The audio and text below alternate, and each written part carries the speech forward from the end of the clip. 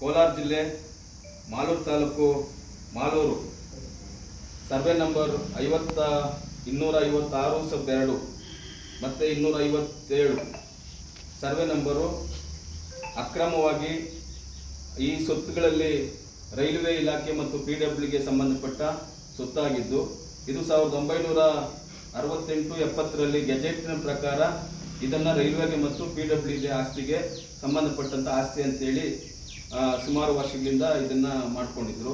ಬಹುಶಃ ದಲಿತ ಸಿಂಹಸೇನೆ ಕರ್ನಾಟಕ ನಮ್ಮ ಸಂಘಟನೆ ಈ 1.5 ವರ್ಷದ ಹಿಂದೆ ಈ ರಾಜ್ಯದ ಮುಖ್ಯಮಂತ್ರಿಗಳಿಗೆ, ರಾಜ್ಯಪಾಲರಿಗೆ ಇದು PWD ಮತ್ತು ರೈಲ್ವೆಗೆ ಸಂಬಂಧಪಟ್ಟದ್ದು, ಇದು ಸರ್ಕಾರಿ ಸ್ವತ್ತು, ಇದನ್ನು ಯಾರು ಒತ್ತುವರಿ ಮಾಡ್ಕೊಂಡಿದ್ದಾರೆ ಅದನ್ನು ತೆರವುಗೊಳಿಸಿ ಸರ್ಕಾರ ವಶಕ್ಕೆ ಪಡಬೇಕು ಅಂತೇಳಿ ಬಿಟ್ಟು ಬರ್ತಾ ಇದ್ರಿ. ಬಹುಶಃ ಇತ್ತೀಚೆಗೆ ತಾಲೂಕು ಆಡಳಿತ, PWD ಇಲಾಖೆ ಮತ್ತು ಎಲ್ಲ ಸಂಬಂಧಪಟ್ಟ ಇಲಾಖೆ ಅಧಿಕಾರಿಗಳು ಅದನ್ನು ಏನು ರೈಲ್ವೆ ಮತ್ತು PWD ಸ್ವತ್ತನ್ನು ಸರ್ವೆ ಮಾಡಿ ಯಾರ್ಯಾರು ಒತ್ತುವರಿ ಮಾಡಿದ್ದಾರೆ ಅದನ್ನು ತೆರವುಗೊಳಿಸಿ ಇವತ್ತು ಸರ್ಕಾರದ ವಶಕ್ಕೆ ಪಡ್ಕೊಂಡಿರ್ತಕ್ಕಂಥದ್ದನ್ನು ನಾನು ವಿಶೇಷವಾಗಿ ತಾಲೂಕಾಡಳಿತವನ್ನು ಅಭಿನಂದನೆ ಸಲ್ಲಿಸ್ತೇನೆ. ಯಾಕಂದರೆ ದಲಿತ ಸಿಂಹಸೇನೆಯ ಹೋರಾಟ 1.5 ವರ್ಷಗಳ ಹೋರಾಟ ಒಂದು ಫಲ ಇವತ್ತು ಸಿಕ್ಕಿದೆ ಅಂತೇಳಿ. ಇನ್ನೊಂದು ನಾನು ಆ ಮನವಿಯಲ್ಲಿ 257 ಸರ್ವೆ ನಂಬರಲ್ಲಿ ಏನು ಅವರಿಗೆ ಮಂಜೂರಾಗಿರ್ತಕ್ಕಂಥ ಸ್ವತ್ತನ್ನು ಬಿಟ್ಟು ಹೆಚ್ಚುವರಿ ಸ್ವತ್ತು 1 ಎಕರೆ ಸ್ವತ್ತನ್ನು, ಸರ್ಕಾರದ ಸ್ವತ್ತನ್ನು ಮಳಿಗೆಗಳು ಕಟ್ಟಿ ಇವತ್ತು ಬಡವರ ಹತ್ರ ಬಾಡಿಗೆಗೆ ಲಕ್ಷಾಂತರ ರೂಪಾಯಿ, ಕೋಟ್ಯಾಂತರ ರೂಪಾಯಿ ಬಾಡಿಗೆಗಳನ್ನು ವಸೂಲಿ ಮಾಡ್ತಾ ಇರ್ತಕ್ಕಂಥ ಆನಂದ್ ಮತ್ತೆ ಮೋಹನ್ ಅಂತಕ್ಕಂಥ ಪ್ರಭಾವಿಗಳು ಅದನ್ನ ಒತ್ತುವರಿ ಮಾಡಿಕೊಂಡು ಇವತ್ತು ಸರ್ಕಾರವನ್ನು ವಂಚಿಸಿ ಕೋಟ್ಯಾಂತರ ರೂಪಾಯಿ ಹಣವನ್ನ ಸರ್ಕಾರಕ್ಕೆ ವಂಚಿಸಿ ಸರ್ಕಾರದ ಸ್ವತ್ತನ್ನ ತನ್ನ ಸುಪತ್ತಿಗೆಯಲ್ಲಿ ಇಟ್ಕೊಂಡು ಇವತ್ತು ಪ್ರಭಾವಿಗಳು ಇವತ್ತು ತಾಲೂಕಿನಲ್ಲಿ ಮೆರೀತಾ ಇದ್ದಾರೆ. ಬಹುಶಃ ಆ ನಿಟ್ಟಿನಲ್ಲಿ ಏನು ಭ್ರಷ್ಟಾಚಾರಿಗಳ ವಿರುದ್ಧ ಈ ಸರ್ಕಾರಿ ಸ್ವತ್ತುಗಳನ್ನು ಅಕ್ರಮವಾಗಿ ಪ್ರವೇಶ ಮಾಡಿ ಕೋಟ್ಯಾಂತರ ರೂಪಾಯಿ ಮಾರಾಟಗಳು ಮಾಡಿ ಬಾಡಿಗೆಗೆ ಕೊಡ್ತಾ ಇರ್ತಕ್ಕಂಥ ಸ್ವತ್ತುಗಳನ್ನ ಉಳಿಸ್ಕೊಳ್ತಕ್ಕಂಥ ಜವಾಬ್ದಾರಿ ಇವತ್ತು ದಲಿತ ಸಿಂಹಸೇನೆ ಕರ್ನಾಟಕಕ್ಕೆ ಇದೆ. ಆ ನಿಟ್ಟಿನಲ್ಲಿ ನಾವು ಹೋರಾಟ ಮಾಡ್ತಾ ಇದ್ದೇವೆ.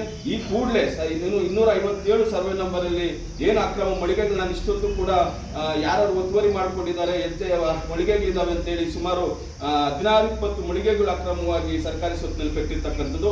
40-50 ವರ್ಷಗಳಿಂದ ಕೂಡ ಅದರಲ್ಲಿ ಮಳಿಗೆಗಳನ್ನ ಕಟ್ಟಿ ಬಡವರ ಹತ್ರ ಬಾಡಿಗೆಯನ್ನು ವಸೂಲಿ ಮಾಡ್ತಾ ಇರ್ತಕ್ಕಂಥ ಆನಂದ್ ಮತ್ತು ಮೋಹನ್ ಅವರ ವಿರುದ್ಧ ಪ್ರಾಮಾಣಿಕವಾಗಿ, ಪಾರದರ್ಶಕವಾಗಿ ತನಿಖೆ ಮಾಡಿ ಅವ್ರು ಏನು ಸರ್ಕಾರ ವಂಚನೆ ಮಾಡಿರ್ತಕ್ಕಂಥ ಹಣವನ್ನ ಸರ್ಕಾರ ವಶಕ್ಕೆ ಪಡೆಯಬೇಕು. ಆ ಮಳಿಗೆಗಳನ್ನು ಕೂಡ ಸರ್ಕಾರದ ಸ್ವತ್ತಿನಲ್ಲಿ ಇರೋದ್ರಿಂದ ಸರ್ಕಾರದ ವಶಕ್ಕೆ ಪಡೆದು ಸರ್ಕಾರ ಅದನ್ನು ಉಪಯೋಗಿಸ್ಕೋಬೇಕು ಅಂತೇಳಿ ನಾನು ಈ ಮಾಧ್ಯಮದ ಮೂಲಕ ಮನವಿಯನ್ನು ಮಾಡ್ತೇನೆ. ನಾನು ಜಿಲ್ಲಾಡಳಿತ ಮತ್ತು ರಾಜ್ಯ ಸರ್ಕಾರಕ್ಕೆ ಒತ್ತಾಯ ಮಾಡ್ತೇನೆ. ಇಂಥ ಅಕ್ರಮಗಳು ಎಲ್ಲೇ ನಡೆದಿರೋ ಅದನ್ನ ಪಾರದರ್ಶಕವಾಗಿ ತನಿಖೆ ಮಾಡಿ ಅವ್ರು ಎಷ್ಟೇ ಪ್ರಭಾವಿಗಳಾಗಿದ್ರು ಕೂಡ ನಾವಂತೂ ಹೋರಾಟ ಮಾಡ್ತೇವೆ. ಇವತ್ತು ಕೂಡಲೇ 250 ಸರ್ವೆ ನಂಬರ್ ಅನ್ನ ಮಳಿಗೆಗಳನ್ನ ನೀವು ತೆರವುಗೊಳಿಸಿಲ್ಲ ಅಂತಂದ್ರೆ ಮುಂದಿನ ದಿನಗಳಲ್ಲಿ ಬೀದಿ ಹೋರಾಟವನ್ನ ದಲಿತ ಸಿಂಹಸೇನೆ ಕರ್ನಾಟಕ ಮಾಡಬೇಕಾಗ್ತದೆ ಅಂತ ಹೇಳಿ ಈ ಮೂಲಕ ಮಾಧ್ಯಮದ ಮೂಲಕ ನಾನು ಎಚ್ಚರಿಕೆಯನ್ನು ಕೊಡ್ತೇನೆ. ನಮಸ್ಕಾರ.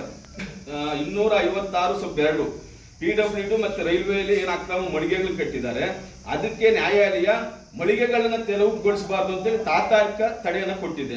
ಬಹುಶಃ ಅದನ್ನ ಸಂಬಂಧಪಟ್ಟ ಅಧಿಕಾರಿಗಳು ದಾಖಲೆಗಳನ್ನ ನ್ಯಾಯಾಲಯಕ್ಕೆ ಕೊಟ್ಟು ನ್ಯಾಯಾಲಯ ಏನು ಆದೇಶ ಕೊಡ್ತದೋ ಅದ್ರ ಪ್ರಕಾರ ಕ್ರಮ ತಗೋಬೇಕು. ನ್ಯಾಯಾಲಯಕ್ಕೆ ನೀವೆಲ್ಲರೂ ಕೂಡ ಗೌರವ ಕೊಡಬೇಕು ಅಂತಕ್ಕಂಥದ್ದನ್ನ ನಾನಂತೂ ತಾಲೂಕಾಡಳಿತ ಕೇಳಕ್ಕೆ ಇಷ್ಟಪಡ್ತೀನಿ ಮಾಡ್ತೇನೆ. ಈ ಮಾಧ್ಯಮದ ಮುಖಾಂತರ ಯಾರು ಕೂಡ ಸರ್ಕಾರಿ ಸ್ವತ್ತಾಗಿರೋದು ಯಾರು ಕೂಡ ಬಾಡಿಗೆಯನ್ನು ಕಟ್ಟಬೇಡಿ. ನೀವೇನಾದ್ರೂ ಬಾಡಿಗೆ ಕೇಳಕ್ ಬಂದ್ರೆ ತಾಲೂಕಾಡಳಿತಕ್ಕೆ ದೂರನ್ನ ಕೊಡಿ, ಜಿಲ್ಲಾಡಳಿತಕ್ಕೆ ದೂರನ್ನ ಕೊಡಿ. ನಾವು ನಿಮ್ಮ ಪರವಾಗಿರ್ತೇವೆ. ಯಾರು ಕೂಡ ಪಾಪ ಬಡವರೆಲ್ಲ ಕೊಟ್ಕೊಂಡು ಸಾವಿರಾರು ರೂಪಾಯಿ, 8,000, 10,000 ರೂಪಾಯಿ ಬಾಡಿಗೆಗಳು ಮತ್ತೆ 50,000 ಲಕ್ಷ ಅಡ್ವಾನ್ಸು ಎಲ್ಲ ಪಾಪ ಅಲ್ಲಿ ಬೀದಿ ಪಾಲಾಗ್ತಾರೆ. ಹಂಗಾಗಿ ಯಾರು ಕೂಡ ಬಾಡಿಗೆಗಳನ್ನ ಕಟ್ಟಬೇಡಿ ಅಂತ ಹೇಳಿ ನಾವು ನಿಮ್ಮ ಪರವಾಗಿರ್ತೇವೆ. ಇದು ಸರ್ಕಾರದ ಸ್ವತ್ತು ಅಂತ ಹೇಳಲಿಕ್ಕೆ ಬಯಸ್ತೇನೆ. ಲೆಕ್ಕ ಹಾಕಬೇಕು. ಸರ್ಕಾರ ಯಾರು ಅಕ್ರಮವಾಗಿ ಮಳಿಗೆಗಳು ಕಟ್ಟಿ ಬಾಡಿಗೆ ಕೊಟ್ಟಿದ್ದಾರೆ ಅವರಿಂದ ಆ ದುಡ್ಡನ್ನ, ಹಣವನ್ನ ಸರ್ಕಾರ ತೆಗೆದುಕೋಬೇಕು. ಅದು ನಾನು ಇನ್ಕಮ್ ಟ್ಯಾಕ್ಸ್ ಕೂಡ ದೂರನ್ನು ಕೊಡ್ತೇನೆ. ವ್ಯಕ್ತಿ ಕೂಡ ನಾನು ಮೊನ್ನೆ ತಹಶೀಲ್ದಾರ್ ಅವರು ಸರ್ವೆ ಮಾಡಿದಾಗ ಅಲ್ಲಿ ನೋಡಿದ್ವಿ.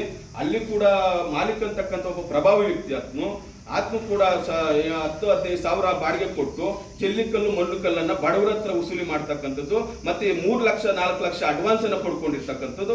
ಇವೆಲ್ಲ ಸರ್ಕಾರ ಗಮನಿಸಬೇಕು, ಆಡಳಿತ ಕೂಡ ಗಮನಿಸಬೇಕು, ಅವ್ರ ಮೇಲೆ ಕ್ರಮ ತಗೋಬೇಕು.